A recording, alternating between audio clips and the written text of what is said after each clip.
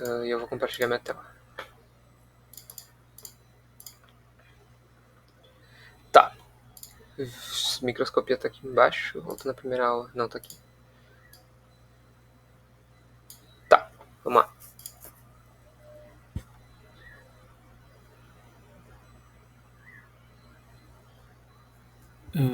Eu não tinha entendido muito bem a diferença deles. São 4 tipos, né? Uh, é. Uh, são 5, dá pra dizer, na real. Porque a gente tem microscopia ótica. E aí dentro da microscopia ótica tu tem tanto a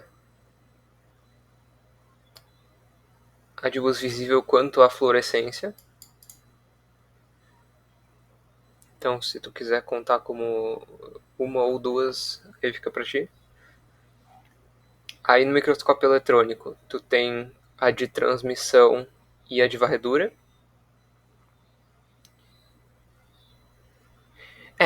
Microscopia tipo de imagem são essas 4. Sim. E aí tem a Qual seria a quinta? citometria de fluxo, mas que não é de imagem, né? E essa, ela é eletrônica. Uh, essa aqui ela não é nenhum dos dois. Ela não tá no mesmo na mesma categoria, tipo, ela não gera nenhuma imagem de uma célula, alguma coisa assim. Ela literalmente só serve para contar. Vou te dar alguns dados quantitativos. Não entra nem em eletrônica, nem em ótica. Entendi. Uma coisa separada.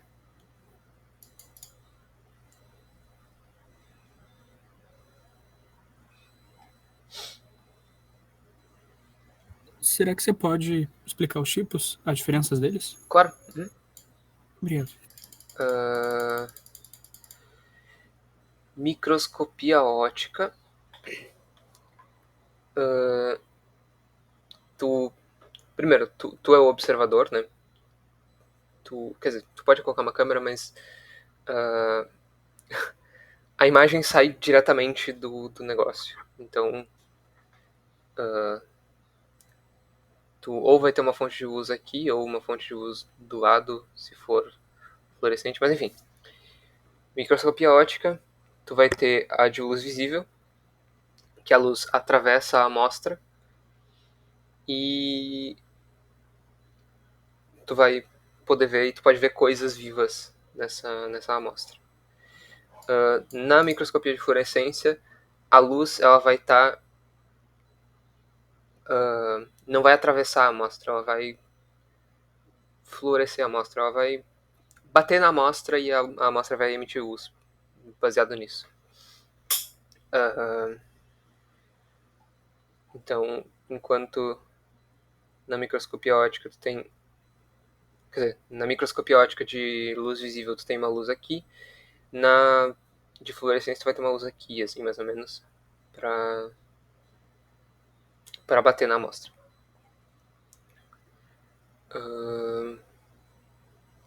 Esses são os dois tipos. Aí a de fluorescência tu geralmente vai usar algum corante que gruda em alguma coisa que tu quer pra ver essa coisa, mais especificamente.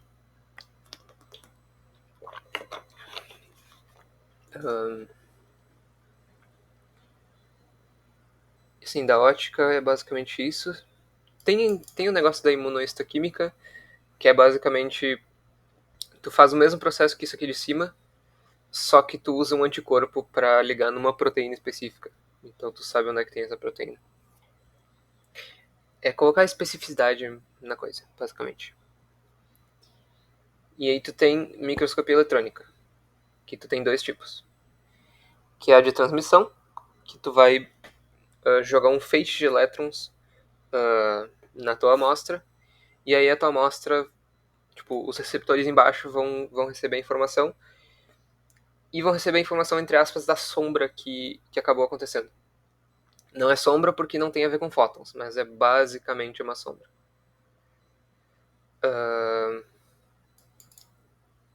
E aí tu forma essa imagem. Essa é a de transmissão.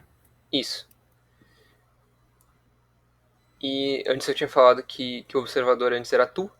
Aqui, o observador vai ser um computador, ele vai, tipo, absorver todos os dados, vai calcular as coisas e vai te dar a imagem na tela depois.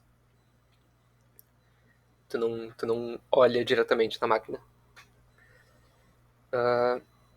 E a de varredura, basicamente tu vai ter uma amostra, tu vai metalizar essa amostra, vamos dizer assim, porque tu vai jogar ou pó de ouro ou pó de prata em cima dela, para deixar ela receptível, ou não receptível a palavra, para os elétrons agir de forma diferente em cima dela, tá? E aí, como o pozinho de ouro é muito pequeno, ele vai entrar em cada buraquinho da amostra, em cada superfície dela. E aí, quando tu joga um feixe de elétrons, eles vão rebater para um monte de detectores em volta, e esses detectores vão depois te formar a imagem do que era essa coisa.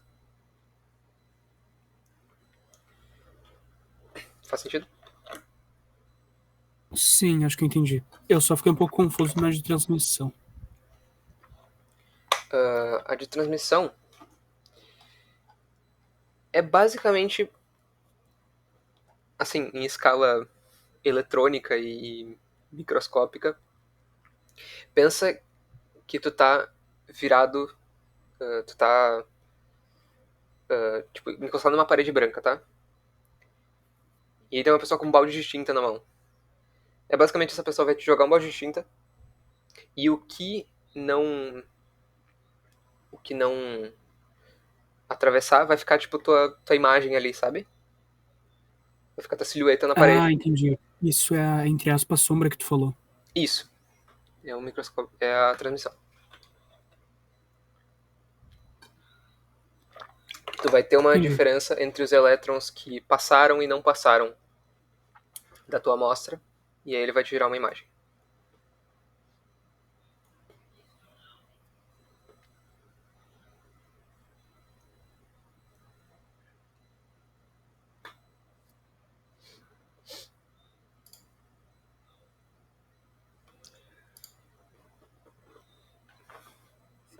Tudo certo? Tudo certo. Tá. Próximo era sobre virologia, é isso? Isso, eu fiquei um pouco confuso com virologia. Tá, vamos lá. Uh,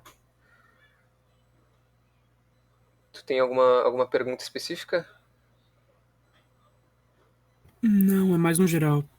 Acho que a única parte que eu entendi bem assim foi os tipos de. Aquele negócio de lisogênese E ciclítico? e ciclo lítico. É. Tá. Então vamos lá. O vírus ele é uma estrutura muito simples, tá? Isso é uma coisa que eu fico perturbado na faculdade inteira, é que vocês não entendem o que é uma proteína exatamente. Não é explicado pra vocês, e aí fica muito confuso as coisas às vezes. Mas assim, todo todo gene do teu corpo, quer dizer, do teu DNA, ele é equivalente a alguma proteína, tá? Toda a nossa estrutura depende de proteínas para existir. Por exemplo, nossa membrana plasmática, ela não é uma proteína, mas ela certamente precisa de alguma proteína para fazer ela. Isso é para tudo, tá? Então, o vírus, ele é o mais simples que tu consegue chegar da coisa, tá?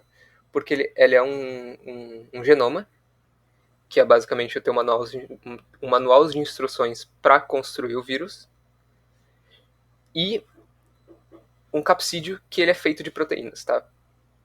Ele é só uma estrutura que envolve esse DNA, esse genoma. Não quero falar DNA ou RNA porque é os dois, tá? Mas o capsídeo envolve esse genoma para proteger, tá? Dentro dele também tu tem algumas estruturas responsáveis para ou adaptar esse genoma para a célula hospedeira ou para, tipo, de fato fazer as proteínas do vírus, tá? O capsídeo é feito de proteínas. Isso aqui é uma fita de RNA ou DNA. Então, pensa o seguinte, o vírus vai chegar lá, ele vai desfazer seu capsídeo e ele vai jogar o genoma dele. No genoma dele, o que tem? Instruções para fazer mais capsídeo e para reproduzir e para refazer o genoma dele, para, né, replicar. E aí se tem as duas instruções e tu tem a adaptação correta para ele usar o maquinário da célula, para ele pegar os ribossomos que fazem proteínas, ribossomos que fazem proteínas da célula, para usar para ele mesmo, então meio que isso está feito. Então, tipo, basicamente, o vírus vai chegar lá, ele vai jogar o seu genoma, e o genoma vai replicar o que ele precisa. Tá? Além disso, ele pode ter algumas outras coisas. Por exemplo, um envelope, que é basicamente um pouco de membrana plasmática que ele roubou da célula anterior. Por que isso é interessante? Porque, por exemplo, se é um vírus do intestino, ele sai, ele pega um pedaço da membrana do intestino, que não sei se vocês lembram, a membrana possui o glicocálice. O glicocálice é basicamente uma impressão digital da célula. Se ele tem a impressão digital da célula, que é a mesma célula que ele precisa infeccionar, então ele basicamente vai dizer, não, eu sou uma de vocês. E ele vai poder entrar na célula.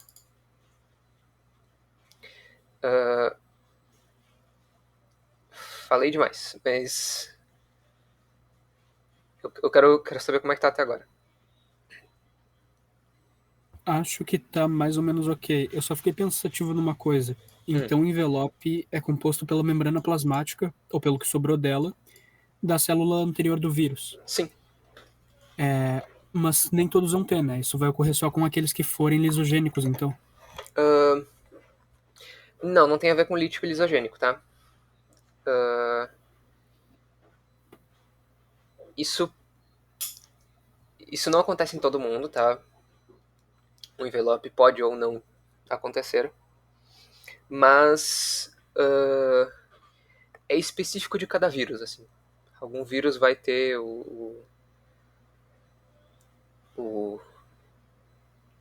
esse envelope ou não. Não sei se é uma questão de compatibilidade do capsídeo com o envelope ou alguma coisa assim, tá? Vou ficar te devendo. Mas, por exemplo, o que o envelope faz, às vezes, é deixar ele mais habituado com o ambiente aquático. Enquanto, por exemplo, um capsídeo ele sobrevive muito melhor sem o envelope, porque ele consegue sobreviver muito melhor em ambientes secos. Se eu não me engano, o Covid, por exemplo, ele não tem envelope, por isso que ele é transmitido pelo ar. Eu posso estar falando nada, vamos ver. Entendi, mas é que o que eu fiquei pensando, me corrija se eu estiver errado, mas o ciclo lítico basicamente é o vírus entrando na célula, se multiplicando e eventualmente rompendo ela. E o ciclo lisogênico. Olha, isso, né? Isso. E o lisogênico é ele entrando na célula, permanecendo na célula e se multiplicando para a própria célula. Sim. Isso, não é? Mas daí como é que ele vai ter o envelope que é da célula anterior se ele meio que vai estar sempre na mesma célula? Se ele vai se replicar com a própria célula? É que em algum momento o ciclo lisogênico ele vai voltar a ser lítico. Ou ele vira a nossa placenta, pode ser um dos dois. Mas, Ah, entendi. tipo, o ciclo lisogênico é uma coisa que acontece, mas para o vírus infectar outras células, ele precisa voltar a ser lítico, entendeu? Em Tá, algum acho que eu momento entendi. ele vai roubar a maquinaria da célula. E aí quando ele faz isso, ele vai romper a célula. E antes dele romper até, o vírus ele não só sai quando a célula é rompida.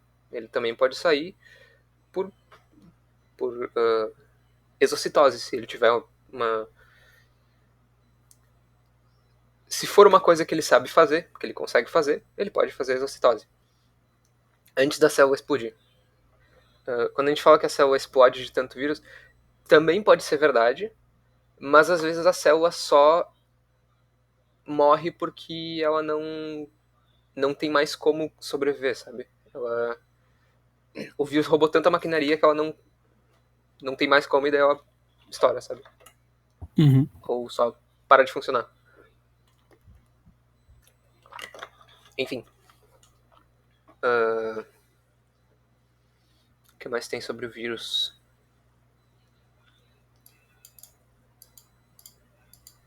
By the way, o Covid tem... Ele tem sim...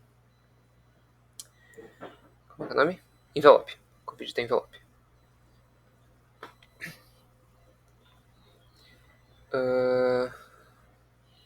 Aqui eles podem ter algumas formas. Eles geralmente vão ser simétricos, ou icosaédricos ou filamentosos, mas eles também podem ser irregulares e aí ter um formato mais esquisitinho. E aí tem ciclo lítico lisogênico, que tranquilo. Não, isso aqui é como ele entra. Que meio que já expliquei, né? Tem o receptor aqui, aí ele entra, o capsídeo dele vai se desfazer, ele vai roubar a maquinaria para que ele possa replicar tanto o seu genoma quanto as proteínas do capsídeo. E depois vai se montando e ele sai. Ele vai direto no ribossomo daí. É que assim, vai direto é um pouco... tipo, ele não tem nenhum flagelo, nada. Eita porra. Recebi uma notificação. Só preciso mandar uma mensagem aqui.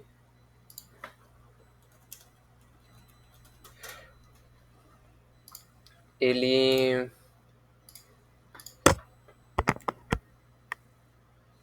vai entrar na célula, ele vai estar lá se batendo com tudo, como acontece dentro d'água.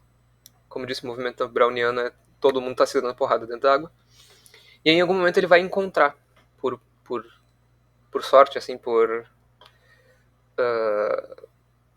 aleatoriedade, ele vai acabar se encontrando com o RNA viral, desculpa, com os ribossomos da célula, tá? E aí, às vezes, ele precisa de alguma proteínazinha extra para enganar o ribossomo, entre aspas. Mas é mais por aleatoriedade. Ele vai chegar, em algum momento ele vai encontrar esse ribossomo, e esse ribossomo vai começar a fazer o serviço.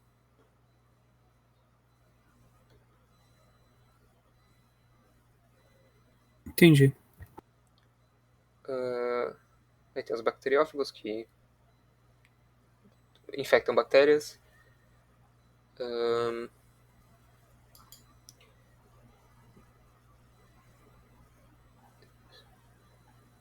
Eles não são seres vivos porque eles não têm um metabolismo próprio.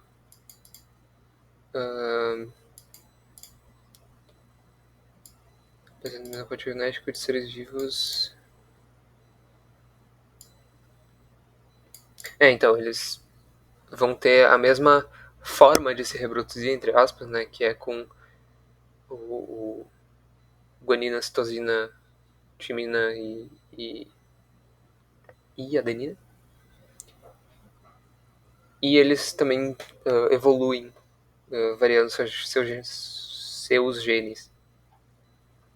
E é basicamente isso sobre os vírus.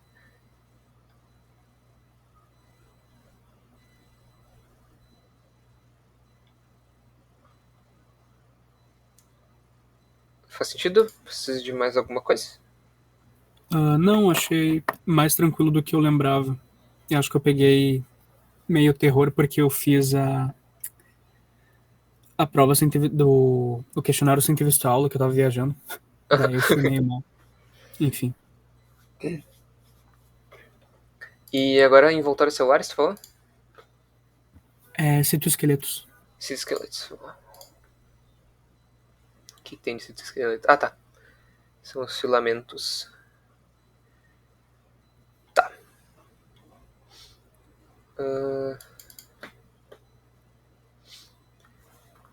Então, os filamentos têm algumas funções. Às vezes é para manter a forma da célula. Às vezes é para unir uma célula na outra. E às vezes é para tu... como é que fala? Para tu guiar, vamos dizer assim, as organelas dentro da tua célula.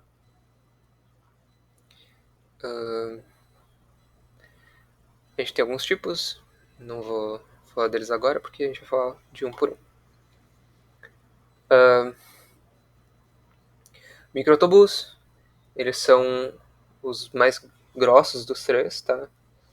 E eles são feitos de, como foi dito na primeira ou na segunda aula, macroestruturas são feitas de subunidades menores. Então, um microtubo ele é feito de dímeros de tubulina, beta e alfa tubulina, respectivamente.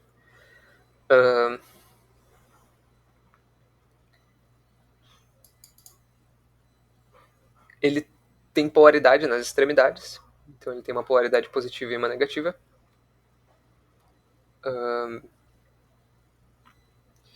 E isso acaba gerando uma tal de instabilidade dinâmica.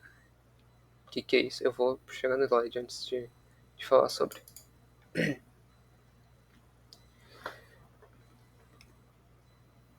Mas... os microtúbulos são muito importantes porque eles são os feitores, a estrutura dos cílios e flagelos, tá? Então, assim, grande parte da nossa mobilidade, da mobilidade celular por aí, é feita por eles, tirando as amebas que são pseudópodos. A gente vai chegar neles mais tarde. Eles, não sei se tu lembra, nas imagens de mitose, que tem dois centrosomos, um de cada lado, e eles vão puxando os cromossomos um para o lado, outro para o outro. Também são os microtúbulos que fazem. E eles que movimentam as organelas por dentro da célula, que nem eu falei.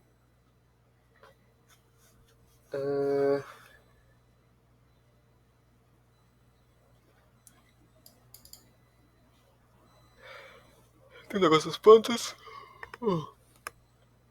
Os microtúbulos também são importantes para a orientação da formação de celulose. Eu não saberia te explicar como ou porquê, mas tá aí uma informação. Então vamos lá, cadê o... Aqui. Aqui começa. Então, em animais, tá? A gente vai ter dois centríolos unidos que vão formar o tal do centrosomo, que vai ser um hub de microtúbulos por toda a célula.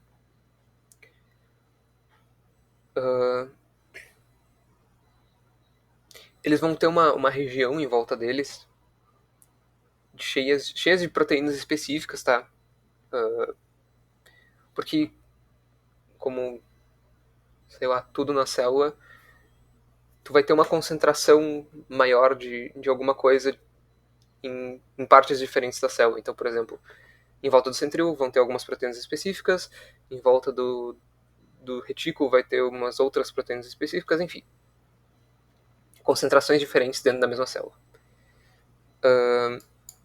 E ele vai ter anéis de gama-tubulina. A gama-tubulina é uma estrutura estável que acaba atraindo os dímeros de alfa-beta-tubulina. E aí, como que isso funciona? Não tem nenhuma imagem bonitinha pra explicar isso. Mas enfim. Aqui mais pra baixo eu acho que tem. Aqui. Eles vão começar a se ligar na gama tubulina por afinidade.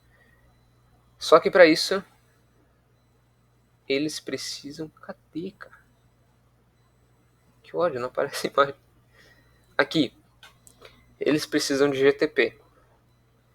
O que é GTP? É tipo ATP, só que com guanina ao invés de adenina. Tá? Ele é outra moeda energética. E ele acaba gerando uma mudança na proteína que vai fazer ela querer grudar uma na outra. Basicamente. Isso acontece muito em proteína, tá? Tudo que tu liga em alguma proteína, ou, sei lá, mudou a temperatura, ou mudou o pH do negócio, a proteína vai alterar sua forma de acordo com o ambiente. Então, se tu liga um GTP, tu acaba, eu imagino que polarizando essa molécula, então, tipo, o lado positivo vai ficar mais positivo, o negativo vai ficar mais negativo, e aí tu liga igual ímã, essa porra aqui. E aí o que acontece? Esse GTP, ele tem um tempo de validade. Conforme ele vai passando o tempo, ele vai virando GDP, tá? Ele vai perder um fosfato. E aí ele vai perder essa polarização do microtubo.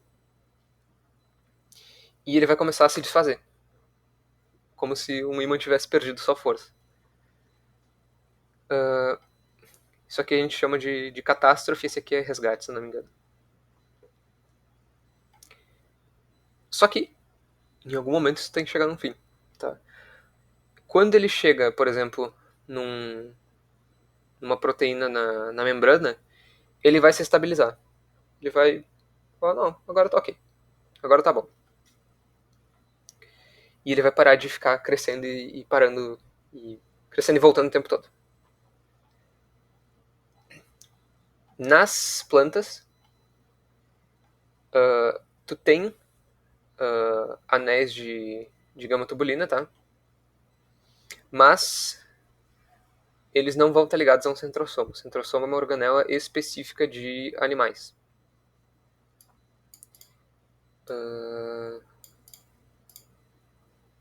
Então ele liga ou no núcleo ou na periferia do citoplasma, quase perto da membrana.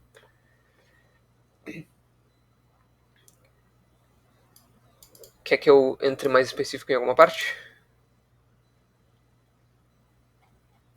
Não, eu só fiquei um pouco confuso na parte do GTP.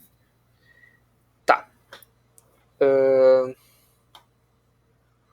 O GTP, ele é uma molécula que, assim, aqui ele mostra errado, mas assim, o GTP é uma molécula muito pequena comparado a uma tubulina, por exemplo, tá? Pensa que tu tá colocando... Tipo, pensa a tua garrafa em comparação a uma tampa da garrafa, sabe? Essa é a diferença de tamanho da coisa. Talvez um pouco mais até. Ele vai se ligar, ele é uma molécula de energia, correto? Ele vai mudar a forma dos dímeros de tubulina para fazer com que eles se gostem mais. E eles vão funcionar igual imã, assim, eles vão se grudando um no outro. Só que, lembrando, movimento browniano, as coisas estão se dando porrada o tempo todo dentro da célula. E a água vai acabar se ligando em um dos fosfatos, porque não sei se... Ah, tu não tava quando eu expliquei. Tá, eu vou fazer um desenho no Paint. Não, tem um slide aqui. Não preciso fazer desenho no Paint.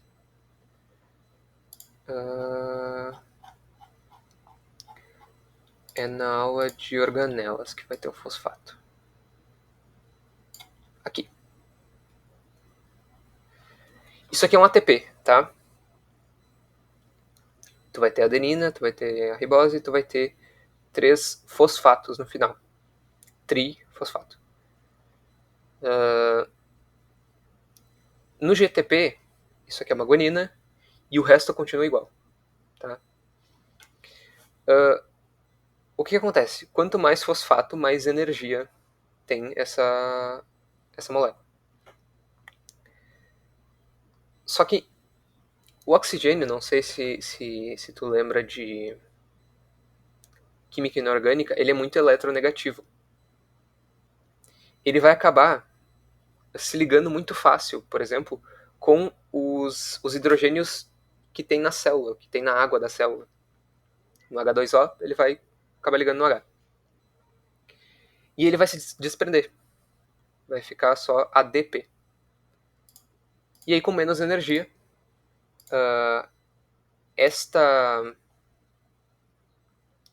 a proteína não tem força suficiente para se manter unida. E ela vai começar a se dissolver. Assim. Não se dissolver, vai começar a se desfazer. Faz sentido? Sim, sim. Tá. Então é basicamente isso.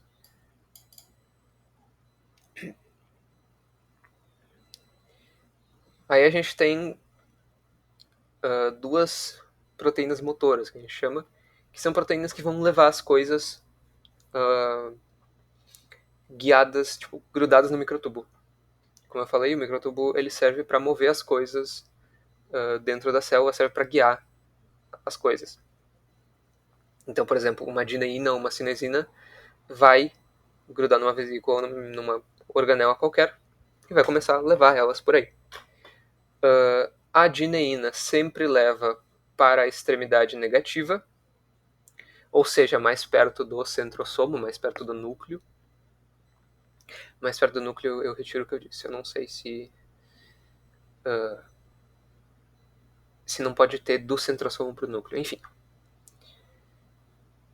Mais perto do centrosomo e a cinesina vai sempre levar para longe do centrosomo, na extremidade positiva.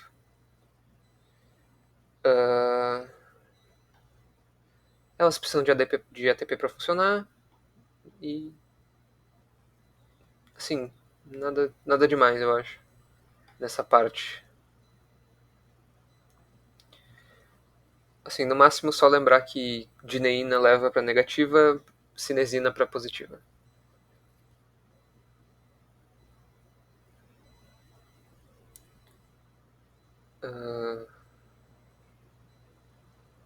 Sei lá, se quiser uma dica, lembra que sim pode ser de sim, de positivo, haha.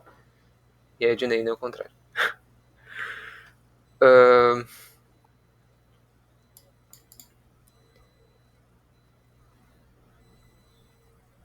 E nas plantas tu não tem dineína, tu só tem cinesina. Ou seja, tu só leva coisas pro lado positivo.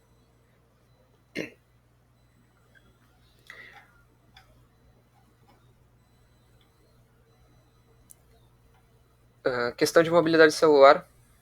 Então, tu vai ter diversos microtúbulos. Cada um desses círculos é um microtubulo, tá? E aí tu vai ter esses microtúbulos que estão grudados um no outro. E aí tu vai acabar gerando movimento desses caras, porque eles estão... eles interagem entre si. Eu não saberia te explicar muito bem, mas esse vídeo é bem bom pra explicar. Tá no slide.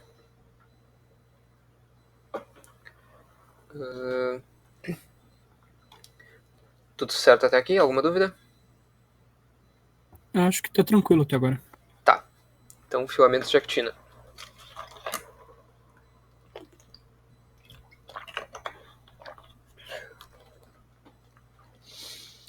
Eles são feitos de um monômero de actina, ou seja, aqui a gente tinha dímeros porque era feito de tanto alfa-tubulina quanto beta-tubulina. Aqui tu só tem actina. Ele é uma subunidade que gera o filamento inteiro.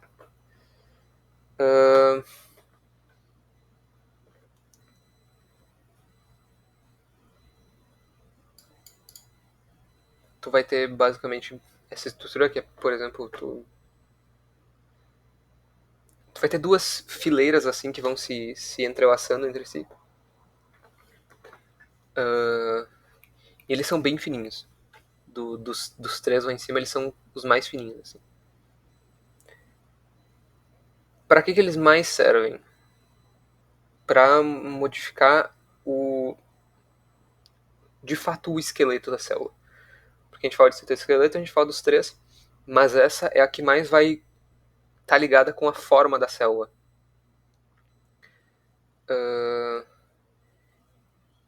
Eles estão localizados mais na região em volta, né? Até porque, como eu disse, eles que vão fazer a forma, então eles precisam estar na extremidade para fazer a construção desse negócio. Servem na contração muscular, a gente vai ver mais pra frente. Os pseudópodes que eu comentei. Transporte de vesículas também. Transporte de coroplastos. Ok. E, ao contrário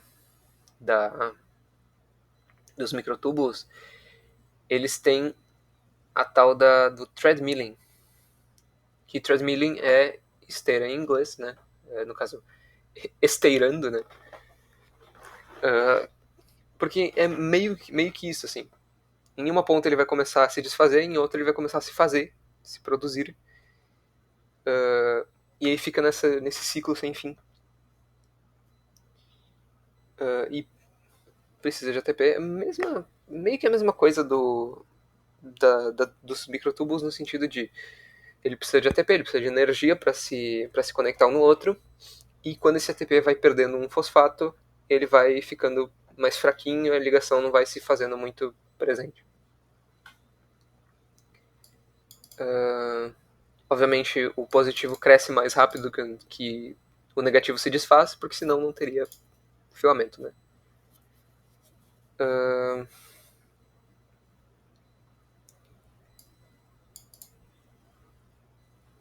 Ok.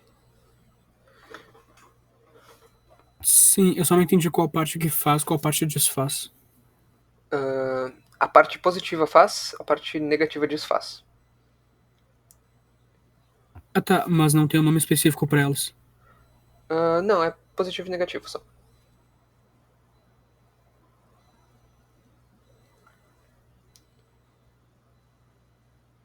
Ou se tu quiser dizer a parte que tem ATP e a parte que tem ADP, mas não. Ó, o que eu tava falando da escala de tamanho, tá? Isso aqui é um ATP. O GTP não deve ser muito diferente, né? Comparado com uma molécula de actina. Quer dizer, uma proteína de actina, tá? Bah. É muito pequeno. E aí agora pensa no microtúbulo, que ele é pelo menos 2 vezes o tamanho de um glóbulo de actina. Enfim.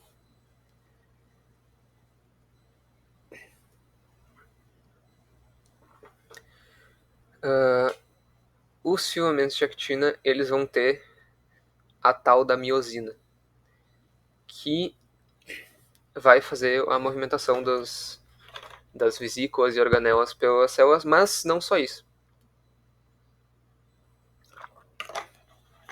Ele também vai contrair uma actina na outra. Quer dizer, isso. E ele vai fazer esse movimento de puxar duas assim juntas, igual o filme do Homem-Aranha, que ele segura o trem lá.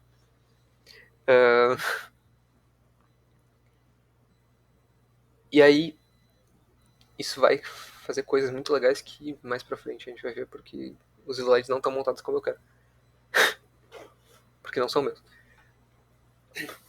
Graças a Deus não preciso montar, inclusive. Ao Ué, do contrário. bacharel? Oi? Tu é do bacharel? Eu sou da licenciatura. Ah, Mas. Mas não sou eu que monto os slides da aula, né? Não, quando for professor eu vou ter que montar isso aqui, mas. Até lá a gente. eventualmente vai Até ter lá que a gente montar. Agora tu resolve. pode botar a foto do Homem-Aranha. Ao contrário da adenine e cinesina aqui em cima, cadê?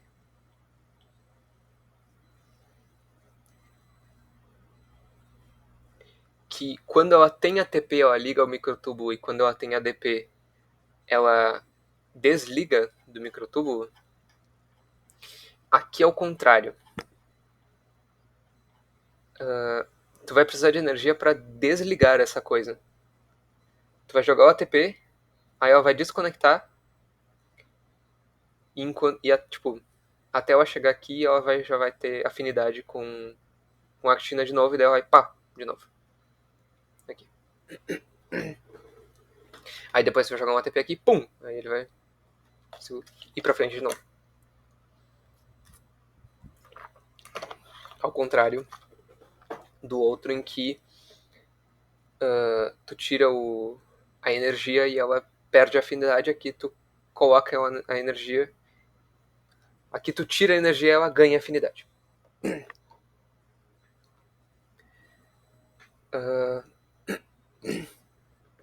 Além disso, a gente tem a questão dos pseudópodos, que infelizmente eu não posso ligar minha câmera, mas o que a professora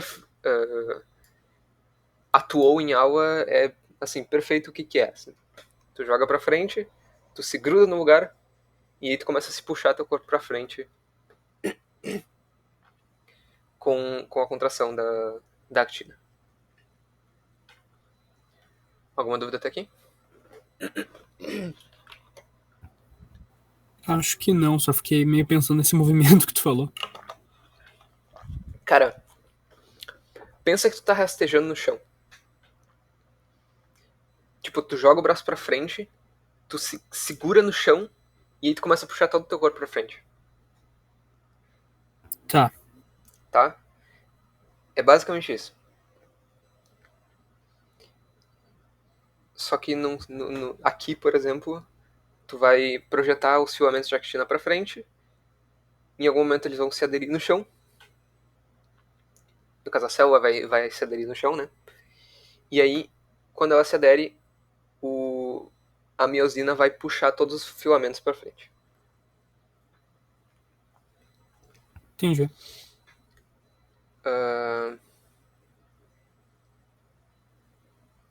Tá.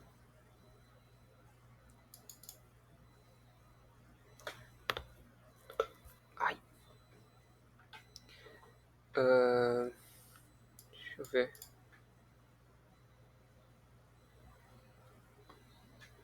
Bom, a célula muscular é uma célula muito bem organizada.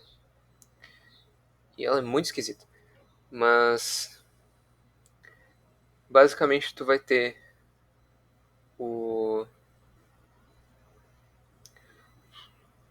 as miofibrilas dentro da célula. E aí elas vão estar tipo, organizadas, todas enfileiradas. É muito filamento de actina aqui. Mas o que acontece? Tu vai ter a linha M, que é o meio. Esse vermelho aqui é a miosina. Essas pequenas estruturas aqui são actinas. E aí, quando... Eu não vou explicar exatamente a fisiologia da coisa, porque certamente não vai cair na prova. Mas assim, quando tu libera cálcio nessa estrutura inteira, a miosina vai começar a puxar as coisas. E aí tu pensa numa estrutura desse tamanho, com estruturas tão pequenas, fazendo todo esse processo. É uma diferença de escala muito grande. E aí aqui dá pra ver em microscopia... Eu imagino que isso seja microscopia eletrônica, tá? Dá pra ver, por exemplo, toda essa estrutura com a linha M aqui, ó. As miosinas todas enfileiradinhas e a linha Z aqui. É basicamente isso.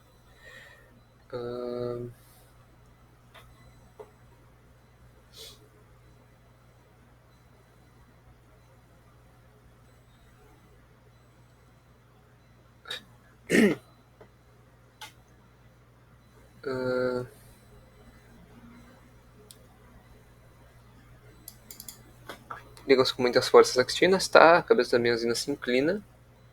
Sim. Resulta no encurtamento e na geração de força do sarcômero. Ok.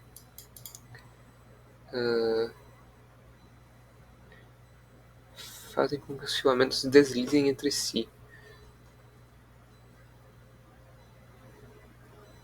Eu não sei o que ele quer dizer com isso.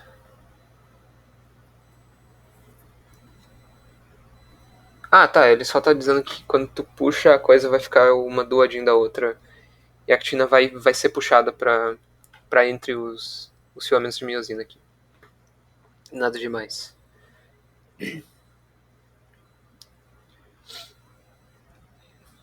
E aí tem a zona H. Cadê a linha Z?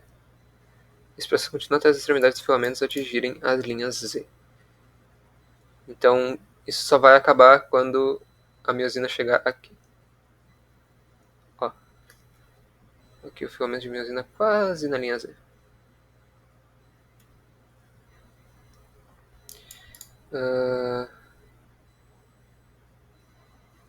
Durante esse desligamento, há encurtamento da zona H. Sim.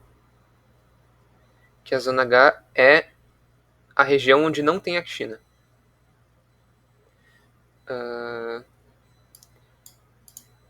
Onde se sobrepõem e deixam de ser visíveis. Tá.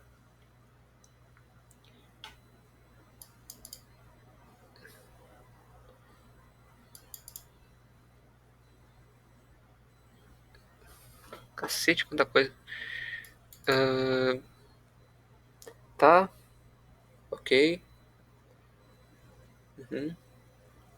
Isso aqui tudo a gente já tinha falado antes, né? Sem ATP ela gosta de actina. Com ATP ela não gosta tanto de actina.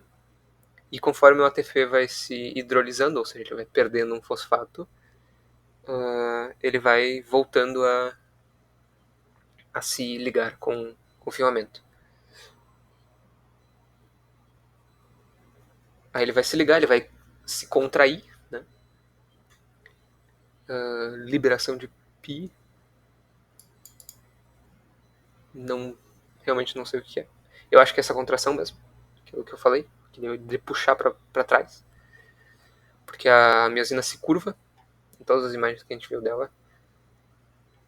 Cadê? Aqui, ó, ela é curvadinha, tá?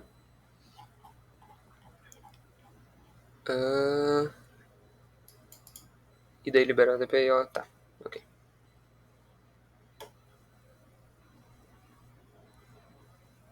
Elas que fazem a ciclose.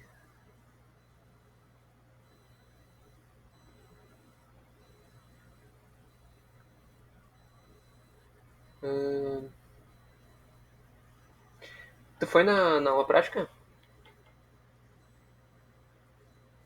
Fui. Ela comentou qual o filamento que ajuda na ciclose?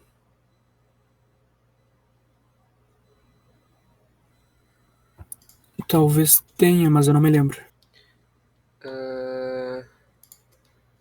Actina. Ciclose era aquele que eles estavam se mexendo, né? Ou eu tô confundindo? Desculpa, ciclose é o quê? Aquele que eles estavam se mexendo com Isso. umas linhazinhas. Uhum.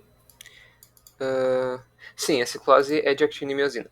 Então tu vai ter um filamento, vários filamentos de actina que percorrem o redor inteiro da célula, e aí esses cloroplastos vão estar ligados pela miosina a esse filamento de actina, e eles vão começar a caminhar em volta da célula por causa disso.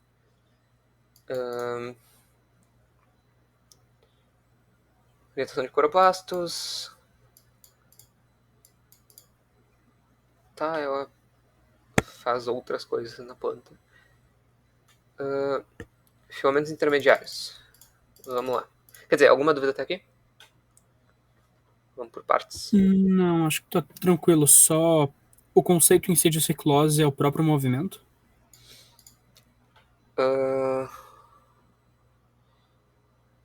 O conceito de ciclose é esse movimento em ciclo. do cloroplasto. Certo. Espera aí, vou tomar uma água.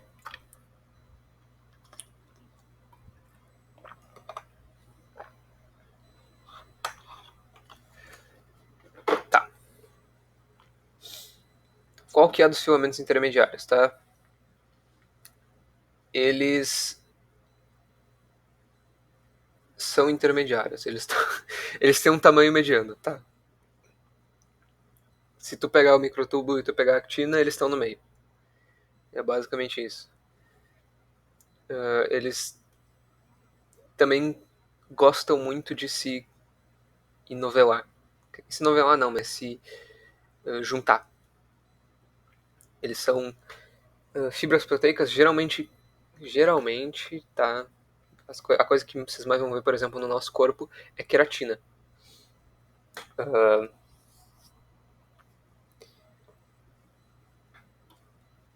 Ele é do meio...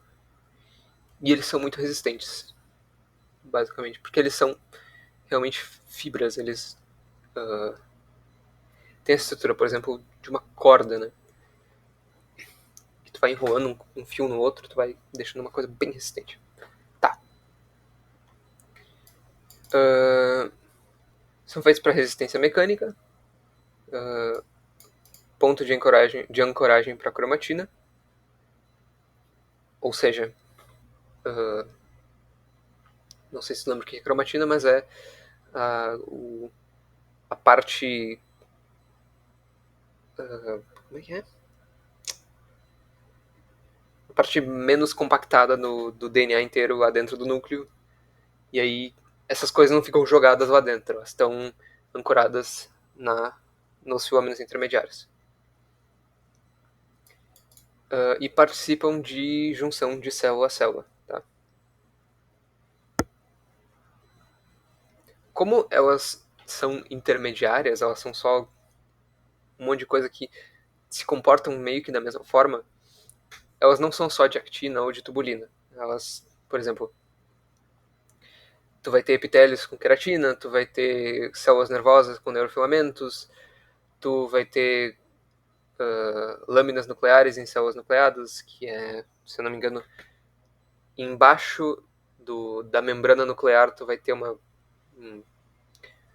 mar de filamento intermediário, por exemplo, para grudar a cromatina. Enfim. Aqui tu pode ver, né, que a queratina... Tu vai ter proteínas de queratina que vão se enrolar e depois elas se enrolar mais um pouco. Beleza.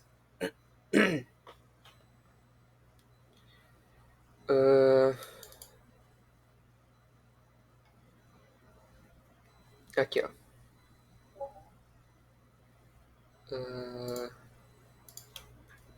Aí.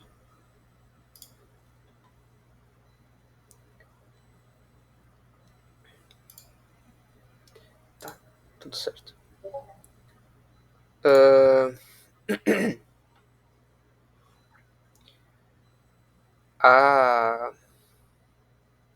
Aqui, ó. Tu tem o envelope nuclear, né? Tu tem a lâmina nuclear, que é feita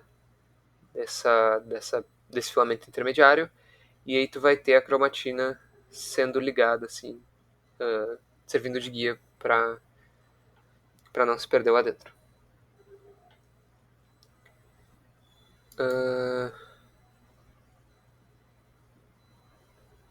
Aqui, por exemplo, a gente tem ela servindo para unir, tanto para unir quanto para dar resistência a essas células, para que elas não se rompam uma com a outra.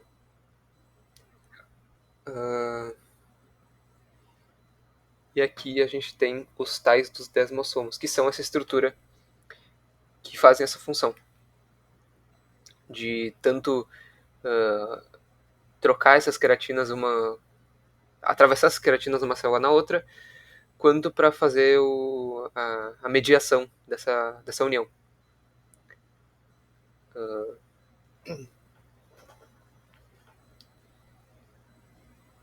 Deixa eu ver.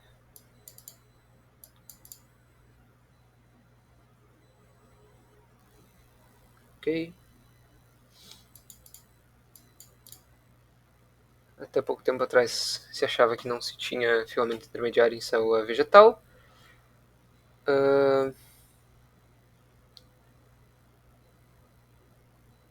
Porém,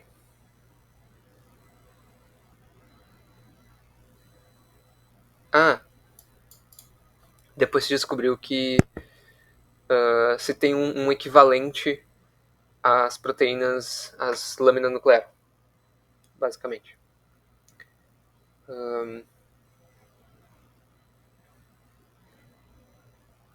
Geração de ATP, caso fique confuso. E é basicamente isso. Os filamentos intermediários são bem porra nenhuma. Dúvida? Não, acho que tá tranquilo. É isso então? Acho que é isso. Muito obrigado pela ajuda. Nada. Tamo junto.